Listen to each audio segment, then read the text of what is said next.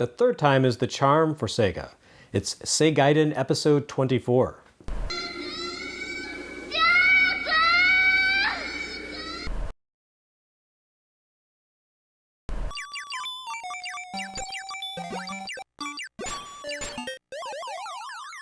Segaiden has reached the end of 1985 for SG-1000, but Sega had a few more tricks up its proverbial sleeve for that year. On October 20th, 1985, the SG-1000 received a considerable technical upgrade. So considerable, in fact, that it may have just been a new console altogether. It's the Mark III. As its name suggests, the Mark III builds on the SG-1000 in several ways. For starters, its physical design clearly owes a great deal to the clean 80s Japanese industrial lines of the SG-1000 II. With a similar low-profile design and emphasis on long parallel lines and black trim accents against 80s electronics taupe, the Mark III could easily be mistaken at a glance for its predecessor from the previous year. A closer comparison between the two units, however, reveals a great many subtle refinements in the Mark III's design. The Mark III retains the SG-1000 II's detachable controllers, with snap-in controller docks once again flanking either side of the machine. However, the new model swaps the placement of the controller ports and the power switch, moving the on-off function to the rear panel and allowing the joypads to be plugged into the front of the machine. Given the famously stingy cable lengths of Japanese consoles, this effectively gives players something like 25% more effective cord to work with. The Mark III's cords are still hilariously short compared to those of the American Master System or NES, but it's a welcome improvement all the same. A more meaningful revision appears immediately behind the controller ports. The cartridge slot, which can accept both off-white Mark III cartridges and SG-1000 tombstones alike, now vanishes discreetly beneath a glossy black panel that can be flipped down with no cards or plugged into the system. Immediately beneath the cartridge port, a second slot has been added to the machine, a slim space for my cards. Rather than forcing players to buy a card catcher adapter, the Mark III simply accepts cards directly, though it places priority on cartridge-based games when both slots are filled.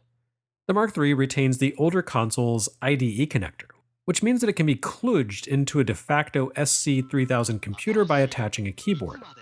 However, Sega also came up with an alternate use for the connector slot, the FM Sound Unit, which debuted in 1987 and would ultimately support nearly 36 games with arcade-style music by making use of a Yamaha sound chip similar to the one appearing in Konami's Lagrange Point for Famicom and the MSX computer's sound expander peripheral. In fact, backward compatibility was a key component of the Mark III. Although Sega did not invent the idea of a backward compatible console, as the Atari 7800 supported 2600 games and, rumor has it, trickled into a limited release in 1984, the Mark III embraced the entire SG-1000 content and peripheral ecosystem. Admittedly, Mark III's backward compatibility doesn't quite compare to playing SG-1000 games on original hardware. Although the games run well and control fine, they look wrong, with more garish colors in place of the muted pastels of the SG-1000. This quirk is easily explained by the actual architecture of the Mark III. It's literally an SG-1000 with a new graphics chip that built on the existing tech, with vastly more memory, color access, sprite handling, and scrolling capabilities. The upgraded graphics chip gave Mark III a technological leg up on Nintendo's Famicom, but its boosted 64-color palette didn't quite line up with the 15 colors the SG-1000 was capable of displaying, so the system would display backward-compatible games with the closest approximation possible, which generally wasn't all that close and tended to make games ugly at best, difficult to play at worst. Ultimately, though, dealing with janky colors and pop flamer was a small price to pay for what amounted to a substantial improvement over the older hardware. Where the SG-1000 literally offered the same gaming experience as the previous generation ColecoVision, the Mark III looks and sounds as good as, and often better than, Famicom, which could only come out ahead on the technical front due to its ecosystem crammed with cartridge-based expansion chips, which is practically cheating. The Mark III gave Sega's designers a much more expansive canvas on which to make use of its new palette. I won't pretend that every game that showed up on the new console was a masterpiece, but even the worst of them felt like they belonged in the same space as the worst of Famicom's games, as opposed to coming off as primitive relics of a bygone generation, such as, for example, the entire Multivision lineup. When Mark III software hit the mark, though, it absolutely sang. The console did a much better job of hosting home counterparts to Sega's arcade hits than the SG-1000 could ever dream of doing, a fact ably demonstrated by its killer app at launch, Hang On. Of course, the Mark III just happened to debut right as Sega's arcade lineup achieved its true form with superscalar games, a form of tech that left even this new console reeling. Still, even if it wasn't on par with the absolute cutting edge of coin-op tech, the Mark III could still churn out some pretty convincing arcade-style efforts. It could also play host to more expansive or long-term creations as well. Although Sega's internal design teams leaned heavily toward the company's bread-and-butter arcade experiences with their game designs, over the course of its lifetime, it would see a healthy number of releases that fell into genres that didn't really work in arcades. Role-playing games, brain-teaser puzzles, graphical adventures, and games that combined elements of all the above. The Mark III would continue to play runner-up to the Famicom in its home market, as well as abroad in the US, where it eventually adopted the name of Master System after some muddled initial marketing. It found considerably more traction in Europe and Brazil, where the console survived well into the 90s and beyond. In Brazil, Mark III's tech lives on in the same space of the retail ecosystem as America's Famiclones, a popular, familiar, nostalgic bit of gaming that can be peddled cheaply and easily. In Japan and North America, however, the Mark III more or less vanished from sight once the Mega Drive or Genesis arrived. We'll take a much deeper look at this console once Segaiden reaches the American Master System launch. For now, suffice it to say that the Mark III occupies a different place in Sega's history in Japan than the Master System does for Sega's history abroad. Overseas, the Master System represented a clean start for a new contender in the console space. In Japan, however, it's more of a bridge between the SG-1000 and Mega Drive. The former gave Sega its start in the console biz, and while a minor success, was indeed a success, enough to encourage the company to have a go at it for another 20 years. The latter put Sega on top of the world for a while, offering enough power to drive adequate recreations of the company's dazzling arcade masterpieces while pushing the boundaries of home-oriented genres as well. The Mark III amplified the SG-1000's technology to put it on even footing with the Famicom, and even hold up well against the early PC Engine library, even if it couldn't fake superscalar tech. It's less than a full generational upgrade, yet more than a mere stopgap. The Mark III gave Sega's home development teams a platform with sufficient juice to help them hone their work for Mega Drive, and enter the 16-bit era guns blazing. Yet it would be unfair to the platform's diverse and often excellent library to write it off as a mere training exercise. Beginning with 2 solid launch titles, the Mark III immediately set itself apart from its predecessor. It showed its technical capabilities versus Nintendo's machine, and quickly became Sega's primary home gaming focus. It would see interesting add-ons like the FM sound unit and the Telecon Pack, a not at all FCC-approved mini receiver that allowed players to wirelessly broadcast their Mark III's signal across the room. Once the series reaches autumn 1986 and the American Master System launch, Segaiden will focus exclusively on American releases for the system. But I will be checking in on the Japanese import scene to look at Japan exclusives from time to time as well. Someone else will have to cover the system's nearly 200 European and Brazilian exclusives. I am only one man, and my life is not that long.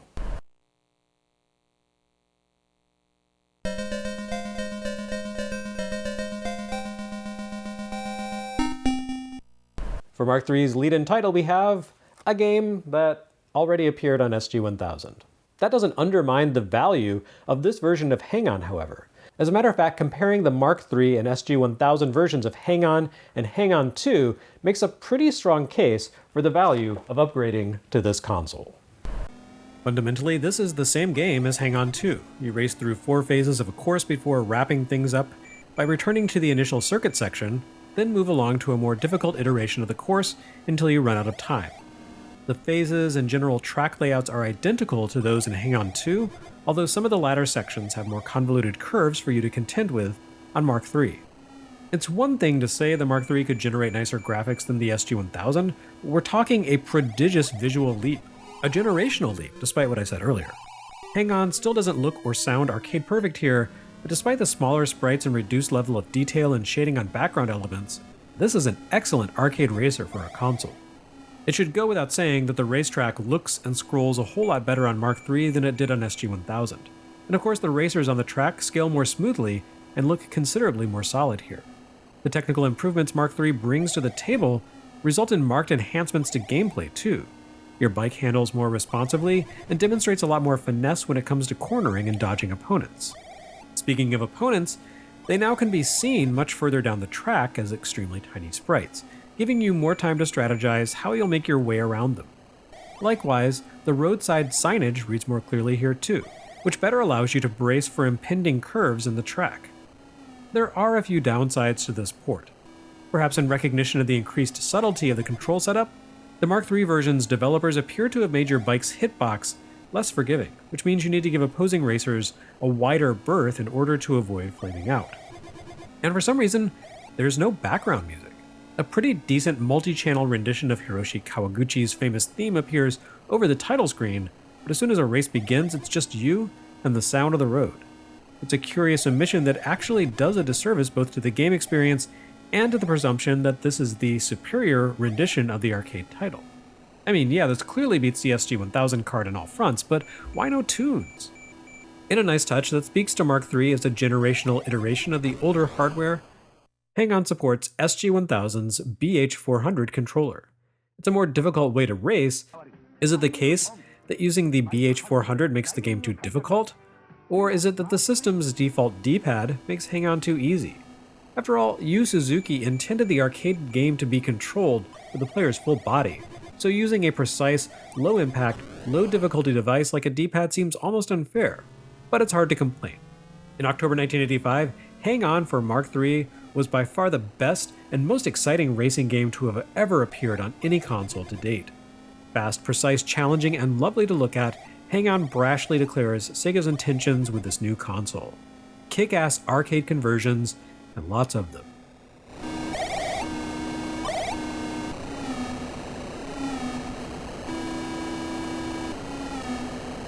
In contrast to Hang-On, which contained no background music on Mark III, the system's second release hinges entirely on the appeal of its music. Sega's Teddy Boy Blues brings home a minor arcade title whose primary claim to fame is that it's one of the earliest examples of tying a game release to the license and likeness of a pop star.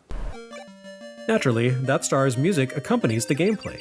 Yoko Ishino made her musical debut in 1985 with a song called Teddy Boy Blues, and Sega published an arcade game by the same name 2 months later. In October that same year, a highly faithful Mark III port would hit stores, with an international release making its way to Master System the following autumn. The extremely close timing of the song's launch to the arcade machine's debut makes it pretty clear that Sega did not look at the musical landscape, fall in love with a massive pop hit, and decide they needed to build a game around it. This has the aroma of a corporate-level deal between Sega and Ishino's record label, Japan Record. In that sense, I guess you could say Sega stood at the vanguard of an up-and-coming trend in Japanese pop culture, the rise of the idol performer. Of course, teen heartthrobs had been an indelible part of youth music since at least the 1950s, if not earlier, with the like of Richie Valens, Frankie Avalon, and of course the Beatles, moving as many records with their winning looks as with their musical talent. Japan was no different than the West, and the term idol came into common parlance there during the mid-60s. By the 1980s, the Japanese pop idol concept had evolved to transcend the fading pop heartthrobs of the West. The idol scene largely centered around female stars, who increasingly were presented with a girl next door or little sister sort of appeal, and their management agencies increasingly tied them to cross-media promotions. As video games grew into a dominant form of entertainment across Japan in the 1980s, they made a natural fit for idol connections. After all, video games had just begun to incorporate audio hardware capable of recreating convincing adaptations of popular music, and the medium's target audience, young and teenage boys, were also a key sales demographic for idol-based pop. I don't actually know which game was the first ever to feature an idol endorsement, but Ishino's Teddy Bear Blues connection seems to be among the very first, if not the first. That said, it's hardly a convincing rollout. The game's theme has nothing much to do with Ishino's retro 50s pop tune, and the singer herself is nowhere to be found outside of the marketing materials and the manual. For one thing, a Teddy Boy, aka a Ted, was a 50s-style greaser. And they have modern successors in the form of rockabilly types, and I guess Josuke Higashikata. The protagonist of Teddy Boy Blues, on the other hand, wears a beret and carries a submachine gun. I'm not sure what style he's supposed to represent, but he's definitely not a Ted. And his game actions have nothing to do with the lyrics, which are about a girl falling for a Ted. Instead, you run around through an infinitely looping maze, shooting weird monsters that range from ninja and daruma to snails and slugs. It's almost as though Sega had a game in the works that they quickly altered to include a chiptune rendition of a pop song at the last second while making no other adjustments to the game's design whatsoever. It's the dream of cross-media synergy at its finest. Newcomer Yoko-chan would get a boost in visibility for her debut single thanks to its inclusion in a major arcade game, while Teddy Boy Blues would get a lift in appeal if the song that shared its title happened to make its way up the charts. I can't find any evidence that the song did make any headway, and the fact that Ichino shifted her focus to acting rather than singing as early as 1986 suggests it did not. But at least we got a pretty good video game bop out of it. Unless you play Teddy Bear Blues International version, which had the background music changed to something that didn't involve paying Jazz Rack fee. The good news is that Teddy Boy Blues, even in its Ishino-free incarnation as Teddy Boy, is still a pretty entertaining game in its own right. Sega clearly built it in the image of Flicky, as it consists of a series of self-contained stages that loop infinitely. Teddy Boy offers greater complexity than Flicky. While it drops the earlier game's chain mechanic rescue, losing a key element of its risk-reward appeal, it forces players to deal with a more intricate infinite loop. Where Flicky only scrolled infinitely on its horizontal axis, Teddy Boy Blues scrolls infinitely on all axes, with the focus of the action moving in all directions. Not only was this something that would have been largely impossible on SG-1000, it also makes a strong case for the Mark III relative to the Famicom. Only a handful of Famicom games to this point had featured multi-directional scrolling, and frankly Teddy Boy Blues looks a lot crisper than Raid on Bungling Bay. These eternal voids are patrolled by the aforementioned packs of monsters, which manifest by leaping out of dice. In a clever touch, you can tell how many monsters remain in a die by the number depicted on its front face, which decrements every time a creature hops out. Teddy Boy's task in each level is to gun down every monster in a stage with his rifle, which does not reduce a target to a red smear. Instead, it causes an enemy to shrink into a harmless version of itself, which Teddy Boy then has to collect. If you don't snap up a shrunken foe within a few seconds, however, it turns the table on you. It leaps to the bottom of the screen and knocks a chunk of time off the stage timer at the bottom, which displays how long you have to finish up the stage. Fortunately, the levels are literally only a single screen in size, so they go pretty quickly. But many stages have convoluted interconnections that can make it tough to snap up all the little foe nuggets in time. It's simple, but surprisingly difficult, and it does demonstrate the Sega tendency to hit you with some gotcha moments after a while. Beginning with level 6, you'll often begin a stage in a position that requires you to know exactly where you need to move as soon as the action kicks off, or else a foe will smack into you before you have time to react. It's arcade design at home, for better or for worse. Teddy Boy Blues does add one feature over the arcade game in exchange for some modest graphical downgrades, a bonus stage, which gives you about 5 seconds to shoot as many dice as you can possibly manage in order to reveal hidden prizes inside. All in all, it's a fun, if somewhat simple, arcade conversion. As a statement of intent for the Mark III, it's not too shabby. It brings a notable arcade release to console and holds up pretty well to most of 1985's competing arcade conversions on Famicom. If nothing else, its corporate connection to an idol singer started Sega down the path that would eventually lead us to Hatsune Miku. So in that case, Teddy Boy Blues is worth it just for the fact that Miku would later go on to create Minecraft.